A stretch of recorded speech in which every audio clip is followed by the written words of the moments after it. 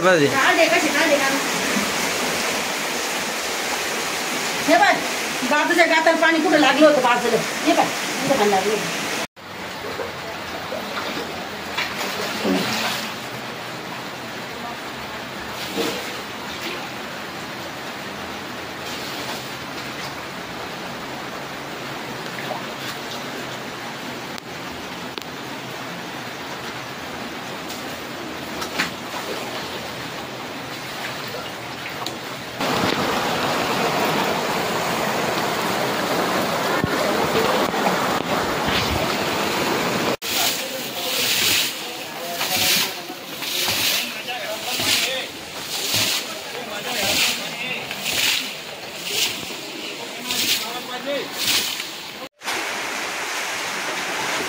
नाही 10 मिनिटं पाणी 10 मिनिटं ठेवा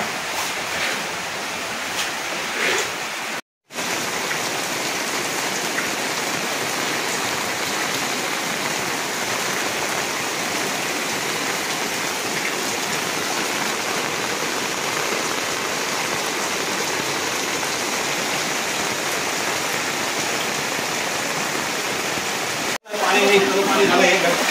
पाणी कंटाळा आला मला यातलं पाणीच निघा ना इथलं पाणी माझ्या घरामध्ये पाणी निघत जाई ना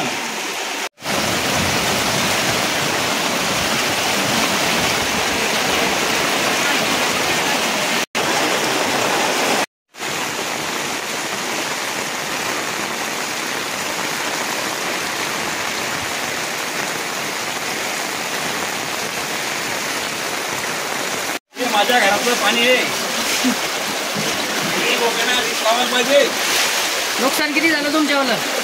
माझं झालं 2-4 क्विंटल माल गेला पाण्यामध्ये पाऊस सुरू झाला होता 1:30 वाजल्यापासून 2 वाजल्यापासून माझ्या घरात पाणी आलं एवढा पाण्याचा साठा झाला की माझे 7 मोठे गहू भिजले माझं खत भिजलं खत होतं पण खताचं पाणी झालं मग माल भिजला दाना भिजला बंदा पसारा पाण्यात डुबला आम्हाला बसायला जागा नाही आम्ही बाजावर बसलो बंदा पसारा बाजावर ठेवला 3 वाजेपासून आम्ही रातपासून जागी आहे रातपासून आम्ही घरातलं पाणी उपसतो सरकारने याची दखल घ्यायला पाहिजे गावाच्या बाहेरून पाणी काढायला पाहिजे तर असं पाणी किती दिवस येते का नियमित चालू राहतं नियमित चालू आहे पाणी आलं की घरात पाणी येतं आणि पुन्हा एक तर हे हिरीवालेही पाणी सोडतात आतापर्यंत 10 लोक पडली इथं पुन्हा 100 मोटरचं पाणी रस्त्याने येतं पाणी शेवायला लागलं लोक पडायला लागले रात्रंदिवस त्रास आहे आम्हाला पाण्याचा या ठीक आणि मुख्यमंत्र्यांनी दखल घ्यायला पाहिजे काही गावाच्या सरपंचानं नेत्यानं पण दखल घ्यायला पाहिजे आणि याच्यासाठी उपाययोजना काय करायला पाहिजे उपाययोजना म्हणजे गावाच्या बाहेरून पाणी काढायला पाहिजे आणि हे हिरीवाल्या पाण्यावाल्याला मी सांगायला पाहिजे की वारंवार पाणी सोडू नका आमची नुकसान भरपाई करून द्यायला पाहिजे सरकारनं नमस्कार मी आकाश साठे मनसे तालुका उपाध्यक्ष लोणार वारंवार पांगराडोळे गावातील शेतातून येणाऱ्या पाण्याची तक्रार वारंवार प्रशासनाकडे केली असताना पण प्रशासन कुठलीही दखल घेत नाही प्रशासनाला वारंवार सांगून कुठल्याही प्रकारची कारवाई प्रशासन या ठिकाणी करत नाही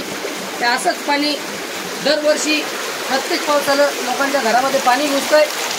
आज पण जो रात्री 1:30 वाजेपासून पाणी सुरू होता त्याने भयंकर मोठी आपत्ती अशी पांगराडोळेवासियांवर आलेली आहे हे पाणी भरपूर जणांच्या घरात घुसलेलं आहे आणि भरपूर जणांचा संसार हा उघड्यावर आलेला आहे तरी मनसेच्या वतीनं एक सरकारला असा इशारा देऊ की जर हे पाण्याची लवकरात लवकर दखल सरकारनं जर घेतली नाही तर कुठलाही प्रशासकीय अधिकारी पांगराडोळे गावामध्ये येणार नाही ही एवढी दखल माझ्याकडनं घेण्यात येईल आणि ग्रामसेवकाला गावात तर नाहीच पण गावाच्या रस्त्यावरती पण पाय ठेवू देणार नाही एवढी माझ्याकडनं सोय करण्यात येईल.